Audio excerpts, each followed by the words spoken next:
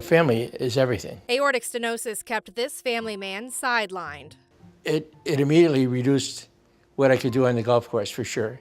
Because I like to not just ride around, I like to be able to do some walking along with it. Aortic stenosis is a degenerative process on the outflow valve on the left-sided pumping chamber. In certain situations, when you progress from severe to critical aortic stenosis, the expected survival could be as short as 6 months to a year.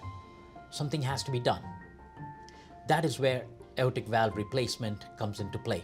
This new valve technology using a catheter is really helpful to patients, especially in patients who are not candidates for open surgical replacement. You can go through the arteries, advance a new valve, and once the balloon is inflated and the new valve is deployed, the function is restored. There's some spectrum, but with a procedure that doesn't cause you to hurt and doesn't take away some of your function as a result of the process and recovery, they feel better very quickly. I had not been able to walk 10 feet, now I walk the full perimeter inside the hospital the next day.